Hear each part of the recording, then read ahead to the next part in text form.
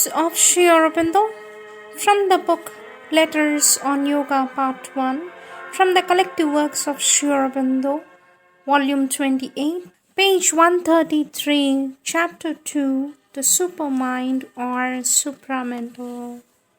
Subtopic Supermind and the Purushottama. Sri Aurobindo says Purushottama of the Gita is the Supreme Being. The Supermind is a power of the Supreme, or proceeding from Him if you like. Supermind is not the Purushottama consciousness. It is a Purushottama conscious of a certain level and the power of a being which he can share with his eternal portions, Amsa Sanatanaha, provided they can climb out of the ignorance. As for embodying it, it is certainly difficult but not impossible. Next subtopic, Supermind and Sachidananda. Sri Aurobindo says Supermind is between the Sachidananda planes and the lower creation. It contains the self-determining truth of the divine consciousness and is necessary for a truth creation. One can, of course, realize Sachidananda in relation to the mind, life, body also, but then it is something stable, supporting by its presence the lower Prakriti, but not transforming it. The Supermind alone can transform the lower nature, says our Lord Sri Aurobindo. Sri Aurobindo says, in the supramental consciousness there are no problems. The problem is created by the division set up by the mind. The supramental sees the truth as a single whole and everything falls into its place in that whole. The supramental is also spiritual, but the old yogas reach Sachidananda through the spiritualized mind and depart into the eternally static consciousness of Sachidananda, or rather pure Sat existence, absolute and eternal, or else a pure non-existence, absolute and eternal. Ours, having realized Sachidananda is in the spiritual mind plane, proceeds to realize it in the supramental plane.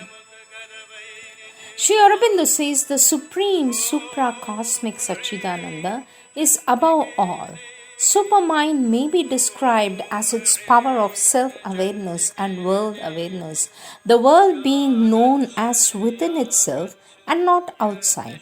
So, to live consciously in the supreme Sachidananda, one must pass through the supermind. If one is in the supracosmic apart from the manifestation, there is no place for problems or solutions. If one lives in the transcendence and the cosmic view at the same time, that can only be by the supramental consciousness in the supreme Sachidananda consciousness. So why should the question arise? Why should there be a difference between the supreme Sachidananda version of the cosmos and the supermind's version of it? Your difficulty probably comes from the thinking of both in terms of the mind. Sri Aurobindo says the supermind is an entirely different consciousness, not only from the spiritualized mind, but from the planes above the spiritualized mind, which intervene between it and the supramental plane. Once one passes beyond overmind to supermind, one enters into a consciousness to which the norms of the other planes do not at all apply, and in which the same truth, that is, Sachidananda and the truth of this universe is seen in quite a different way and has a different dynamic consequence.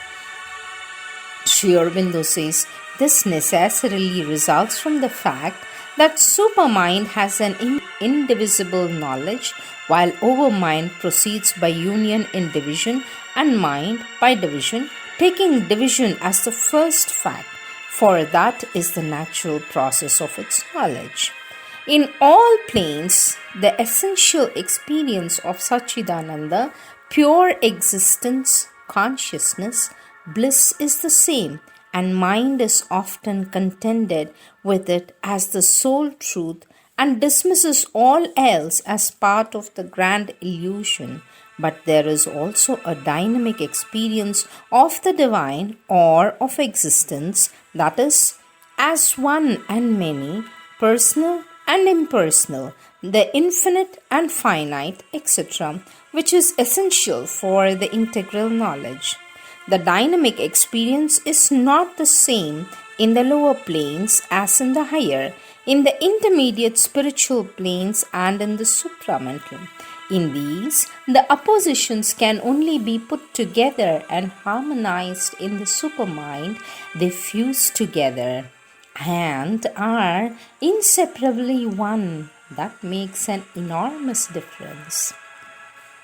Sri Aurobindo continues to say the universe is dynamism, movement, the essential experience of Satchidananda, apart from the dynamism and movement, is static.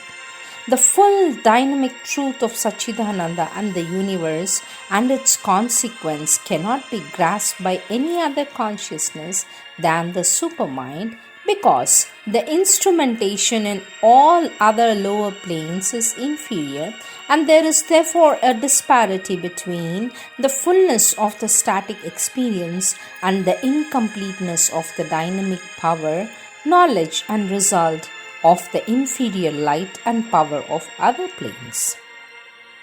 Sri Aurobindo says, this is the reason why the consciousness of other spiritual planes, even if it descends, can make no radical change in the earth consciousness. It can only modify or enrich it. The radical transformation needs the descent of a supramental power and nature.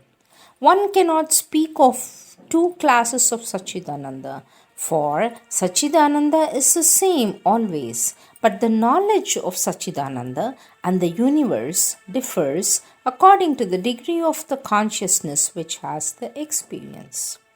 Sri Aurobindo says the personal realization of the divine may be sometimes with form, sometimes without form. Without form, it is the presence of the living divine person felt in everything. With form, it comes with the image of the one to whom worship is offered. The divine can always manifest himself in a form to the bhakta or the seeker. One sees him in the form in which one worships, or seeks him, or in a form suitable to the divine personality, who is the object of the adoration. How it manifests depends on many things, and it is too various to be reduced to a single rule. Sometimes it is in the heart that the presence with the form is seen, sometimes in any of the other centers, sometimes above and guiding from there. Sometimes it is seen outside and in front as if an embodied person. Its advantages are an intimate relation and constant guidance, or if felt or seen within, a very strong and concrete realization of the constant presence. But one must be very sure of the purity of one's adoration and seeking, for the disadvantage of this kind of embodied relation is that other forces can imitate the form or counterfeit the voice and the guidance, and this gets more force if it is associated with the constructed image which is not the true thing. Several have been misled in this way because pride, vanity or desire was strong in them and robbed them of the finer psychic perception that is not mental and can at once turn the mother's light on such misleadings or errors. Sri Aurobindo continues to say it is the supramental power that transforms mind, life and body, not the Satchidananda consciousness which supports impartially everything, but it is by having the experience of the Satchidananda, pure existent consciousness bliss, that the ascent of the supramental and the descent of the supramental become at a much later stage possible. For first one must get free from the ordinary limitation by the mental, vital and physical formations, and the experience of the Satchidananda, peace, calm, purity and wideness gives this liberation. The supermind has nothing to do with passing into a blank. It is the mind overpassing its own limits and following a negative and quietistic way to do it that reaches the big blank. The mind, being the ignorance, has to annul itself in order to enter into the supreme truth, or at least so it thinks.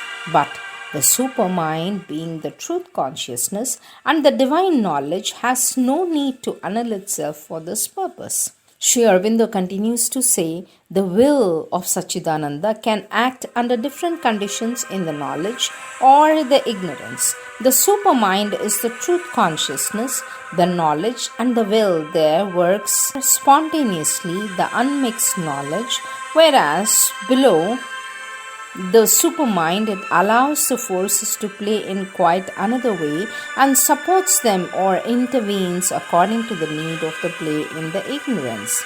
If the supermind consciousness is existence, eternally aware both that it is and of what it is, and also of what it intends to do with itself, and become for its own ananda, consciousness and knowledge, there are one.